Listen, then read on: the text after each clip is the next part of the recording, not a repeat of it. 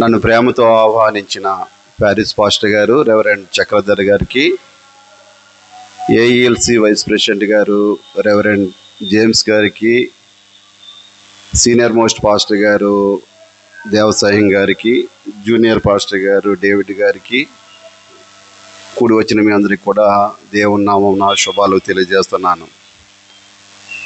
ఒరిజినల్గా నాకు మాట్లాడడం అనేది చాలా భయం, సిగ్గు, ఈ రెండు కూడా.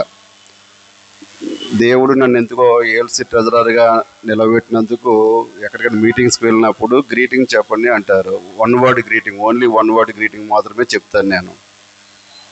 సరే, పాస్టర్ గారికి చెప్పాను, నాకు మెసేజ్ పెట్టారు అడ్వెంట్లో మీరు ఒక రోజుని మా చర్చిలో మాట్లాడాలి మోస్ గారు అని అడిగినప్పుడు, సార్ నేను అంతటి వాడిని కాదు, దేవుడు నన్ను ఇంకా అంతగా హెచ్చించలేదు, నన్ను దేవుని పరిచర్య కొరకు పిలవబడిన వాళ్ళు వీరంతా పాస్టర్ గారు ఉండగా వారు చెప్పేటప్పుడు మనం ఏం చెప్పగలం అన్నట్టుగా నేను మెసేజ్ పెట్టాను మరలా పాస్టర్ గారికి.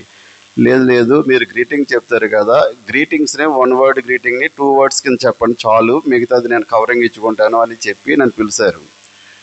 నిన్న దినాన్న నేను రావాలి ఒరిజినల్గా.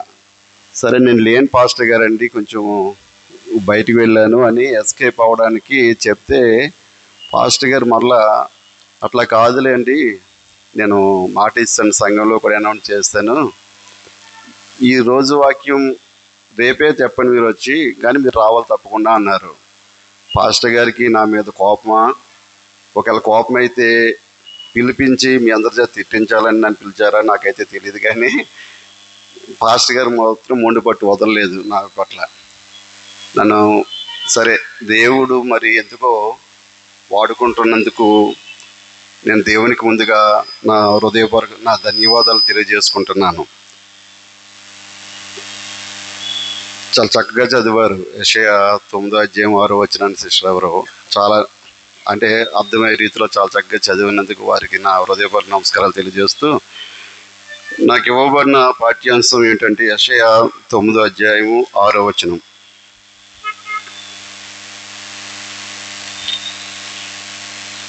కింద చదివారు కాబట్టి మరలా చదవనవసరం లేదు. కానీ పాస్టర్ గారిని అడిగిన చిన్న రిక్వెస్ట్ పెట్టాను నేను, పాస్టర్ గారు నేను ప్రిపేర్ అవ్వలేదు, 2 మాటలు చెప్పడానికి నోట్స్ ప్రిపేర్ అంటే గుర్తురావు, ఇక్కడ నిలబడినప్పుడు భయంగా ఉంటుంది కదా, నోట్స్ తెచ్చుకోవచ్చా పర్వాలేదా అన్నాను. అంటే హెడ్లైన్స్ ఏమైనా చూడడానికి ఉపయోగపడుతుంది కదా అన్నట్టుగా అడిగినప్పుడు, బెలవరే సార్ అందరూ రాసుకునే వస్తారు, మీరు కూడా అట్లా రండి, ఏం పర్వాలేదని కూడా అభివిచ్చారు. అంటే నేనేమో నన్ను వదలడానికి ఇష్టపడలేదు వారు. సరే, ఈ వచనాన్ని ఏ సందర్భంలో యెషయా ప్రవక్త రాయబడిందంటే, యూదా చాలా సంక్లిష్ట పరిస్థితులు ఉన్నప్పుడు చాలా సంక్లిష్ట పరిస్థితులు ఎదుర్కొంటూ ఉంది.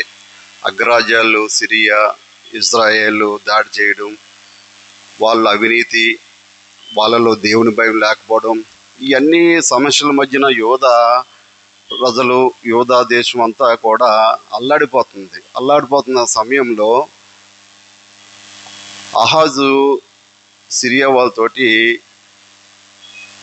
మాట్లాడడానికి వెళ్ళినప్పుడు నిస్సహాయ స్థితిలో ఉంటాడు అతను. ఆ టైంలో యెషయా భక్తుడు అంటే ప్రవక్త అయిన, ఇప్పుడు బైబిల్లో 66 అధ్యాయాలు ఉన్నాయి కదా, ఈ 66 పుస్తకాలు కూడా యెషయా పుస్తకంతో ఒకటి సమానం. బైబిల్లో యెషయా ప్రవక్త అయిన ఆయన ప్రవచనాలు ప్రతిదీ నెరవేరిపే చూస్తూ ఉంటాం మనం. ఆ టైంలో యెషయా భక్తుడు ఏమంటాడంటే, అంటే శుభవచనం ఒక ధైర్యాన్ని ఇచ్చే విధంగా మాట్లాడే మాట ఇది. ఎప్పుడు? బిఫోర్ క్రైస్ట్ 740 నుంచి 700 సంవత్సరాల మధ్యలో ఈ ప్రవచనాన్ని రాశాడు. దేవుడు పుట్టలేదు అప్పటికి ఇంకా. దేవుడు ఈ లోకానికి వస్తాడు, రాకడ ఏ విధంగా ఉంటుంది అన్న దాని గురించి ఈ వచనం గురించి రాస్తూ పలికిన మాటలు ఇవి. మనం చదువుకున్న ఈ 9వ అధ్యాయంలో 6వ వచనం. ఈ వచనంలో లోకరక్షకుడైన యేసుక్రీస్తు ప్రభువారికి పెట్టబడిన పేర్లు ఉన్నాయి, 4 పేర్లు ఇవి. ఈ వచనంలో మనం చూసినట్లయితే, ఏలయనగా మనకు శిశువు పుట్టెను, మన కుమారుడు అనుగ్రహింపబడెను. ఆయన భుజం మీద రాజ్యభారం ఉండును. ఆశ్చర్యకరుడు, ఆలోచనకర్త, బలవంతుడైన దేవుడు, నిత్యుడగు తండ్రి, సమాధానకర్తయగు అధిపతి అని అతనికి పేరు పెట్టబడెను. అంటే ఇంగ్లీష్ బైబిల్లో చూసినట్లయితే ఆశ్చర్యకరుడు, ఆలోచనకర్త అన్నది ఒక మాటగానే ఉంటుంది. వండర్ఫుల్ కౌన్సిలర్ అనే మాట అక్కడ రాయబడి ఉంది. వండర్ఫుల్ కౌన్సిలర్ అంటే ఒక మాట అది. 4 వండర్ఫుల్ కౌన్సిలర్, ఆశ్చర్యకరుడు, ఆలోచనకర్త, బలవంతుడైన తండ్రి,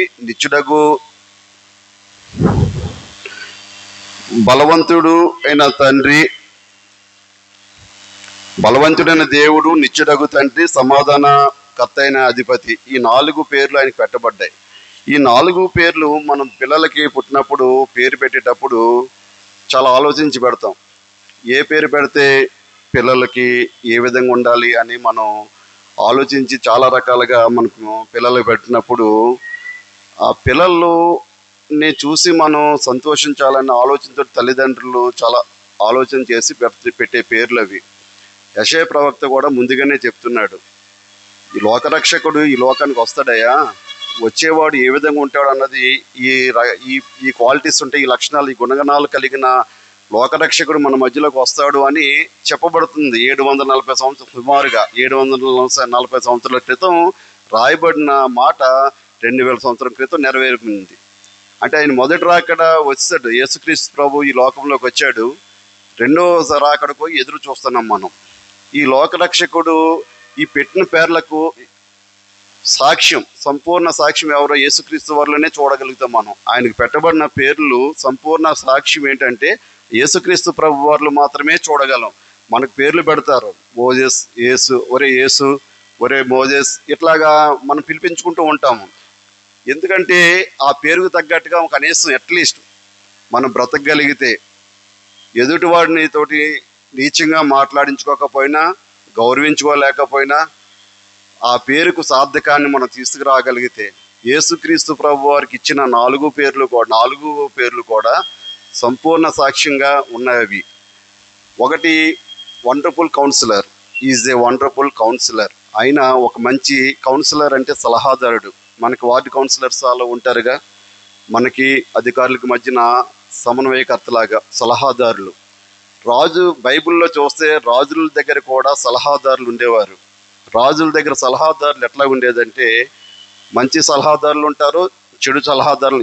ఏ వ్యక్తి దగ్గరైనా ఇద్దరు వ్యక్తులు ఉంటారు. ఒక మంచి ఆలోచన చెప్పేవాళ్ళు ఉంటారు, చెడు ఆలోచన చెప్పేవాళ్ళు ఉంటారు. మంచి ఆలోచన చెప్పిన విధానాన్ని బట్టి నడుచుకుంటే రాజ్యాలు బాగుంటాయి. అట్లాగే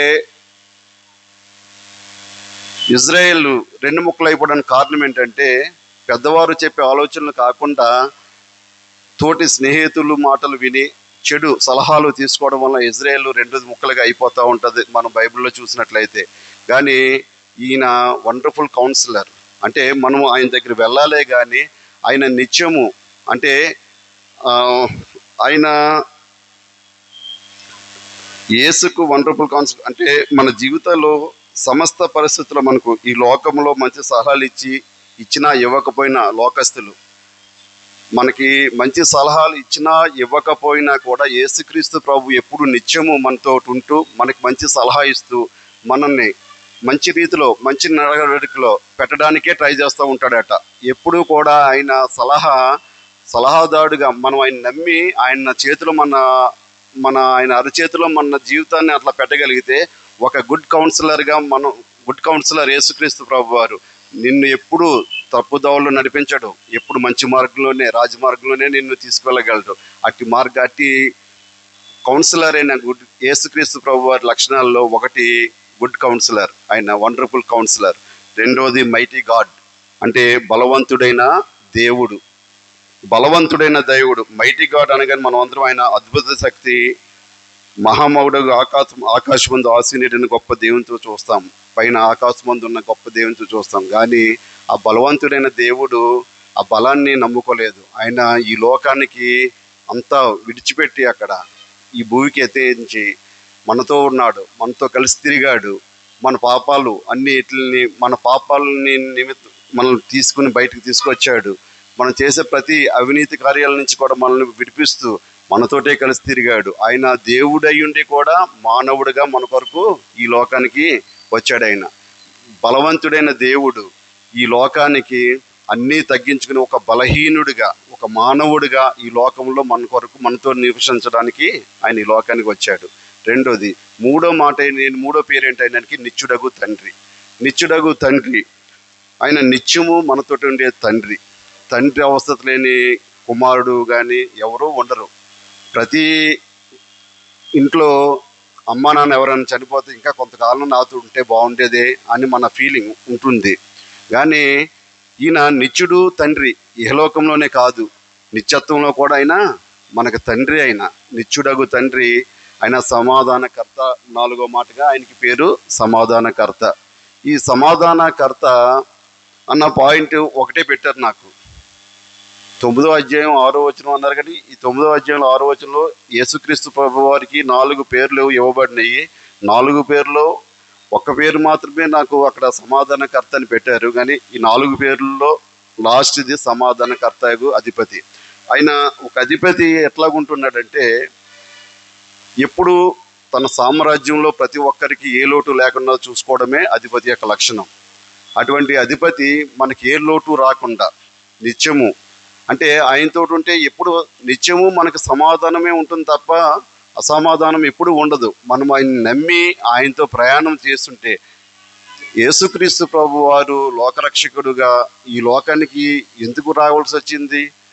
మనం ఆయనతో సమానంగా ఉండడానికి, ఆయనతో సమానంగా మనల్ని ఎంచుకోవడానికి ఈ లోకానికి రక్షకుడిగా వచ్చి నిన్ను నన్ను ఈ లోకంలో అయ్యా ఏమీ లేదు మనము ఆయనతో కలిసి ప్రయాణం చేయగలిగితే, అంతకన్నా ఈ అడ్వాన్స్ సీజన్లో మరొక ఆనందం మనకి ఉండకపోవచ్చు.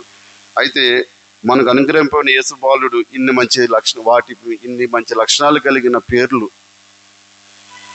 యెషయా ప్రవక్త ఎప్పుడు పెట్టాడండి? 740 సంవత్సరాల క్రితమే ప్రవచించాడు.